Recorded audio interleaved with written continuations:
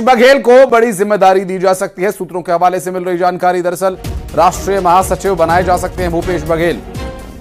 सूत्रों के हवाले से बड़ा दावा, भूपेश बघेल को कांग्रेस पार्टी में बड़ी जिम्मेदारी दी जा सकती है। भूपेश बघेल की पार्टी अध्यक्ष खड़गे और राहुल गांधी के साथ हुई बैठक।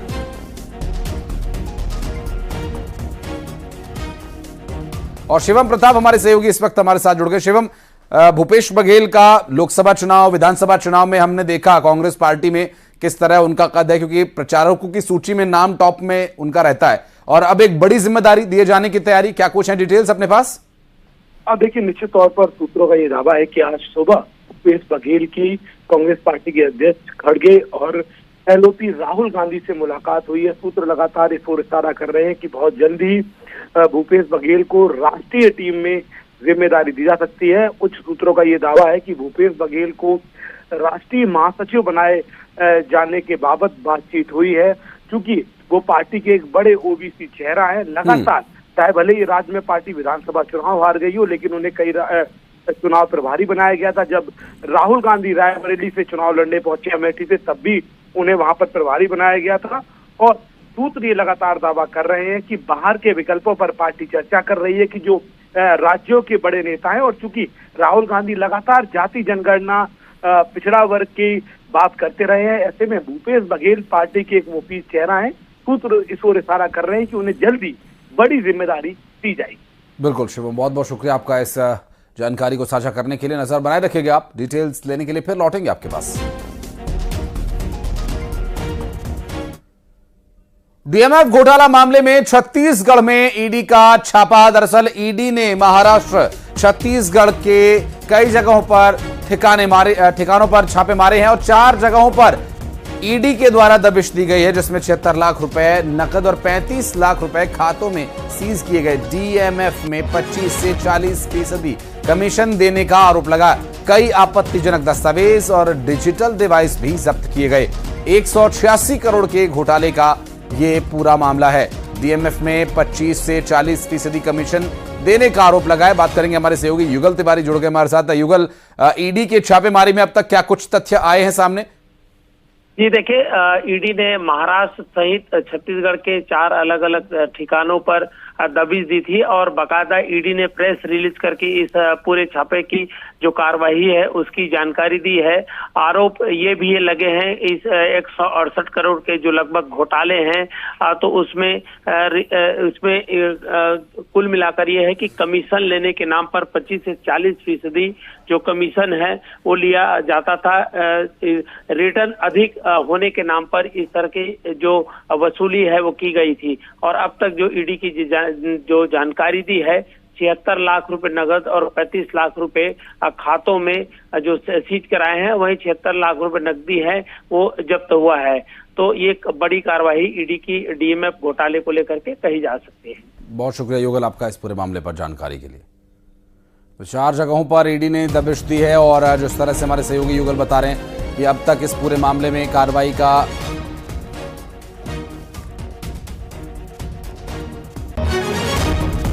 जो स्थिति डीएमएफ में छत्तीसगढ़ में ईडी के छापे की रही, और ईडी ने महाराष्ट्र में और छत्तीसगढ़ में कई जगह छापे मारे हैं। 4 जगह अब तक बताई जा रही हैं जहां पर छापेमार कार्रवाई की गई है।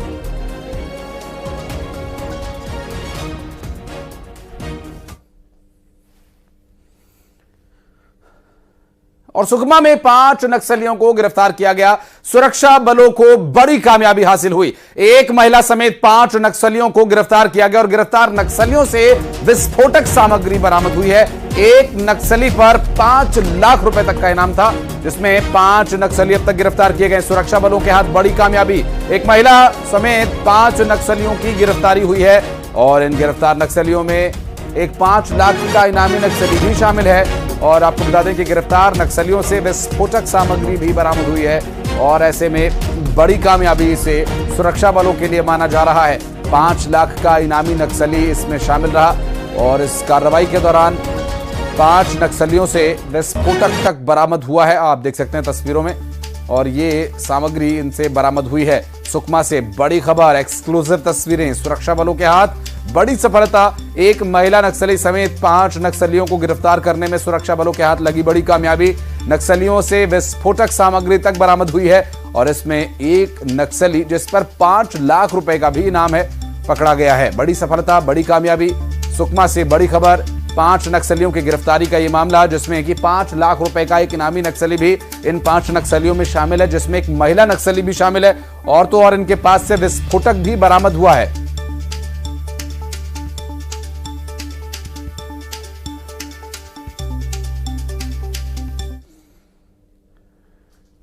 अक्सर प्रेमी हो या फिर महिला का पति, वो किसी तीसरे को बर्दाश्त नहीं करता, लेकिन इस मर्डर मिस्ट्री में महिला का प्रेमी करीब 4 बार एक मूवी देखता है और इतना ही नहीं, महिला का एक्स हस्बैंड भी वही फिल्म देखता है और फिर वो होता है जो किसी को भी उम्मीद नहीं थी। दरअसल दृश्यम 3 जो खुलासा कर रहा है वो आपके रोंगटे खड़े कर देगा।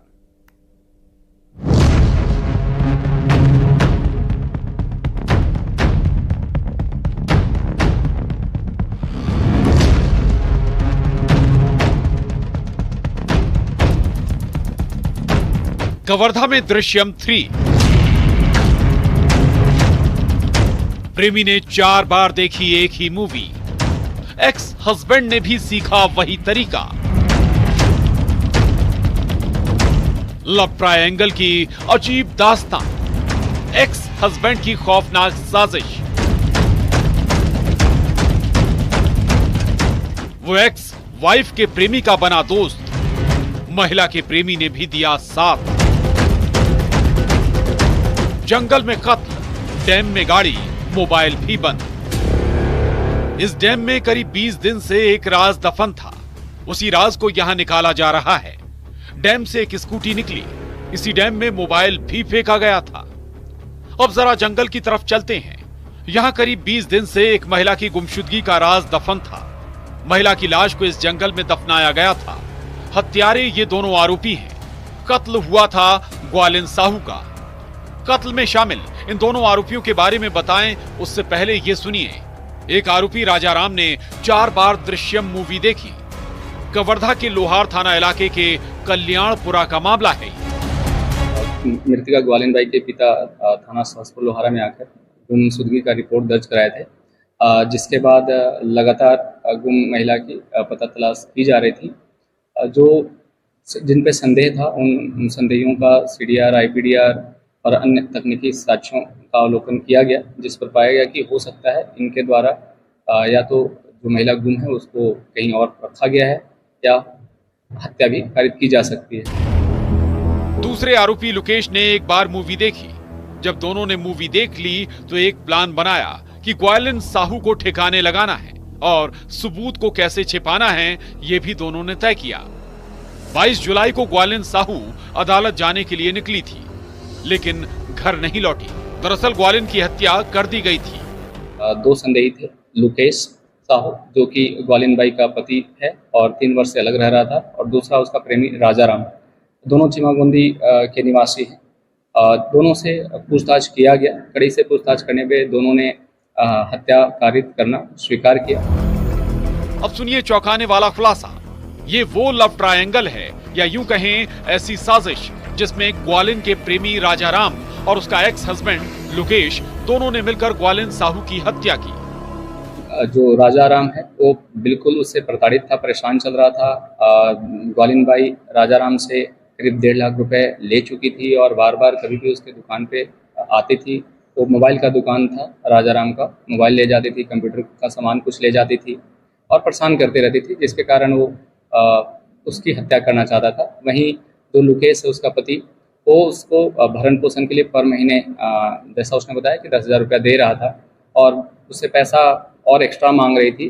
कर्ज में आ चुका था, वो भी परेशान था, इसलिए दोनों ने मिल करके मारने का प्लान बनाया। लुकेश से ग्वालिन का तलाक हो चुका था, गुजारा भत्ता ना देना पड़े इसके लिए ये साजिश रची।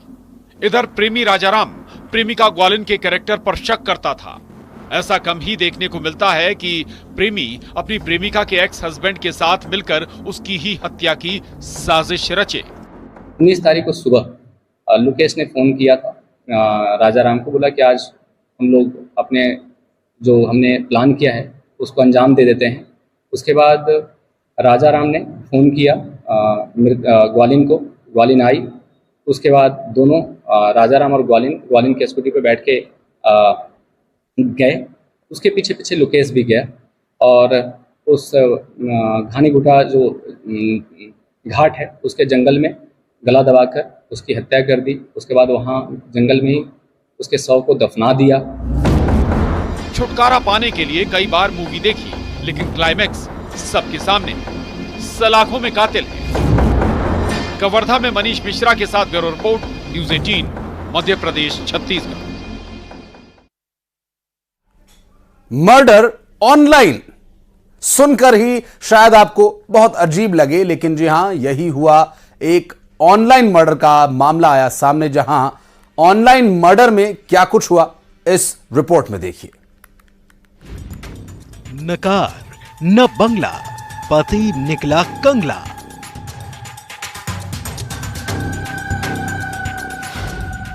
बीवी की ख्वाहिश अधूरी, कत्ल की तैयारी पूरी।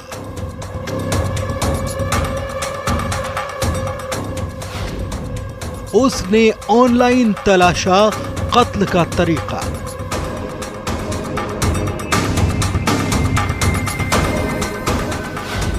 दस दिन से कत्ल का प्लान।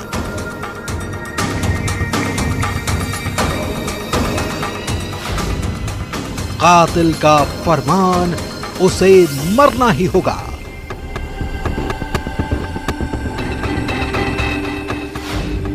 शादी के 4 महीने बाद बदल गई तस्वीर।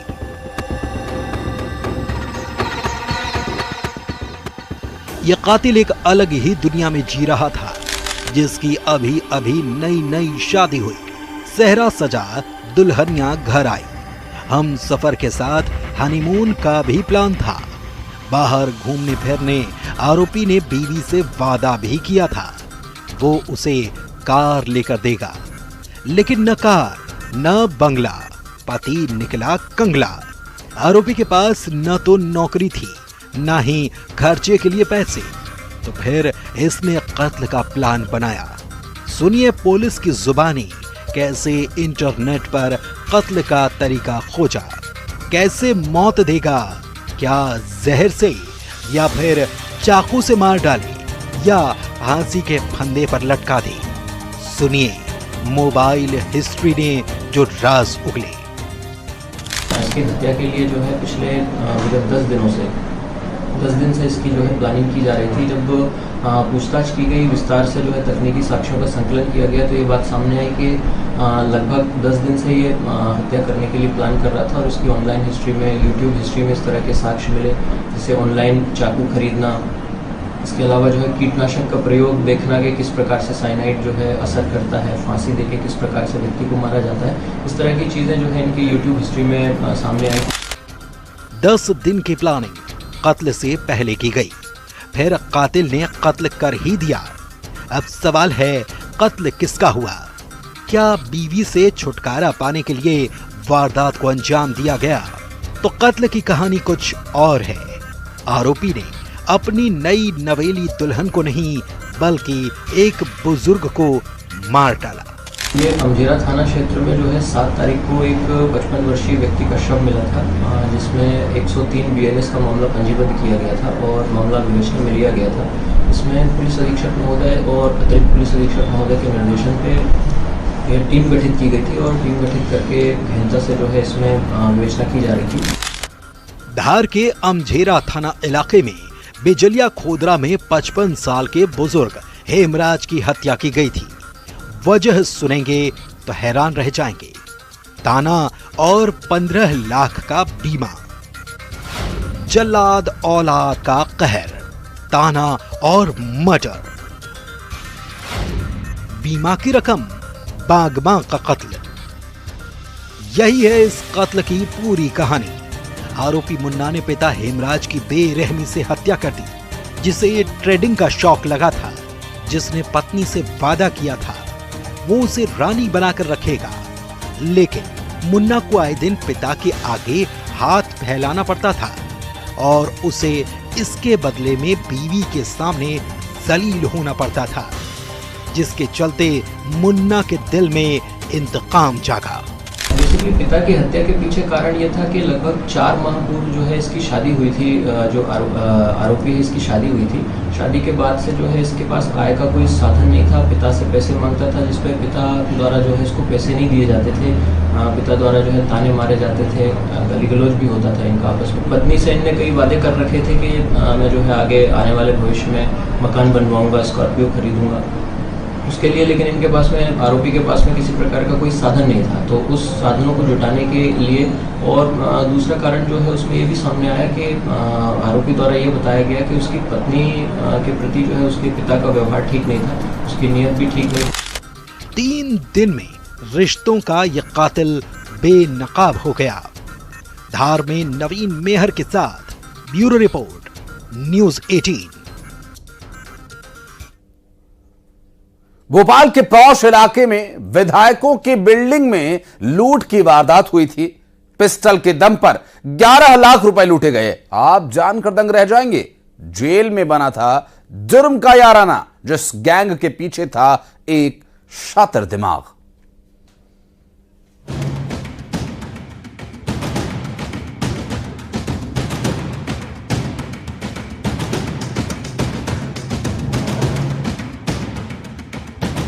विधायकों की बिल्डिंग में लूट, जेल में जुर्म का याराना, अपराधियों के गढ़ में पुलिस की रेड। एक सीसीटीवी में कैद सुराग, 500 सीसीटीवी फुटेज की पड़ताल।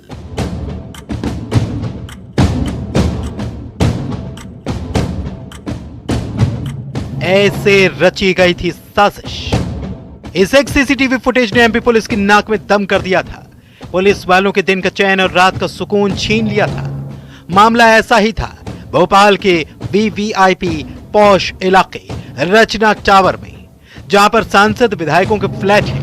उस बिल्डिंग में लूट की सनसनीखेज वारदात हुई, वो भी इस तरीके से कि सब हैरान रह गए। 2 लड़के आए, कर्मचारी का नाम पूछा, उसके बाद पिस्टल के दम पर फरियादी को बंधक बना लिया। पुलिस के लिए एक मामला बड़ा चुनौतीपूर्ण था। प्रथम दृष्टया चूंकि वहां पर एक सीसीटीवी को छोड़कर बाकी सीसीटीवी बंद थे, इसलिए प्रथम दृष्टया पुलिस को तत्काल कोई सही जानकारी उसमें नहीं मिल पाई। पुलिस के लिए एक बड़ी ही महत्वपूर्ण चुनौती थी।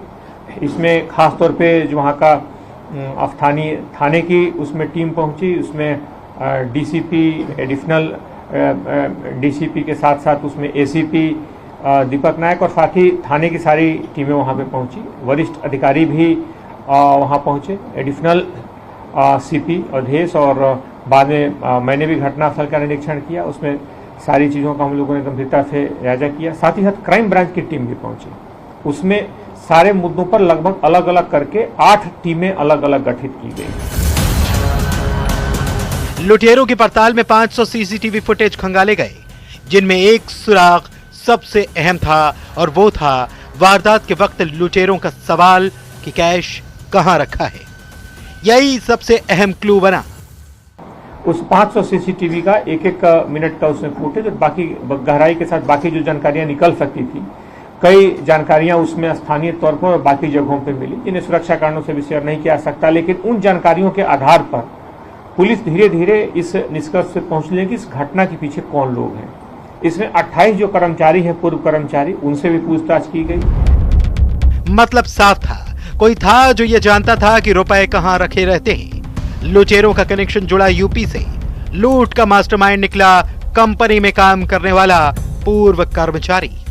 अंततः इसमें जो जानकारी निकल करके सामने आई, उसके अनुसार आरोपी पूर्व में इसी काम करता था। इसी जो कंपनी है जिसके पैसे उस फ्लैट में रखे गए थे, उसी के यहाँ काम करता था, और उसको काफी बारीकी से इन चीजों की जानकारी थी कि कब पैसे लाए जाते हैं और कब पैसे जमा किए जाते हैं। वो पूर्व में लंबे समय तक यहाँ रह चुका था। उस कर्मचारी का आपराधिक रिकॉर्ड भी था।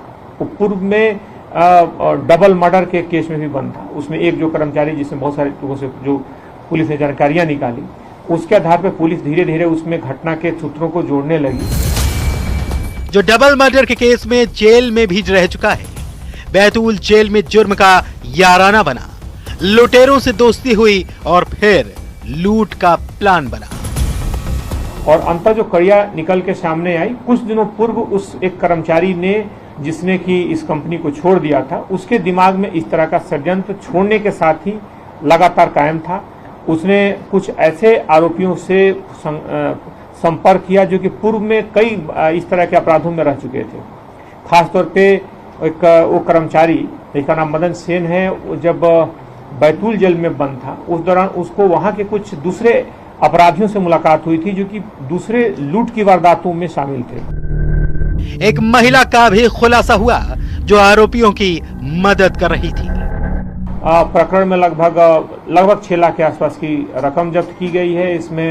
इसमें पिस्टल जब्त की गई है, इसमें 4 राउंड जब्त किए गए हैं और साथ ही साथ इसमें 3 आरोपियों को पुलिस ने गिरफ्तार किया है जो इस घटना के पीछे जिनकी महत्वपूर्ण भूमिका रही है। इस लूट के बाद लुटेरे दूसरी वारदात बैतूल में करने वाले थे, लेकिन उससे पहले ही उनका राज खुल गया।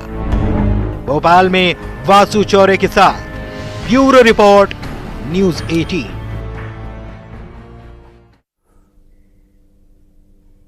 और यहां रुक रहे एक छोटे से ब्रेक के लिए।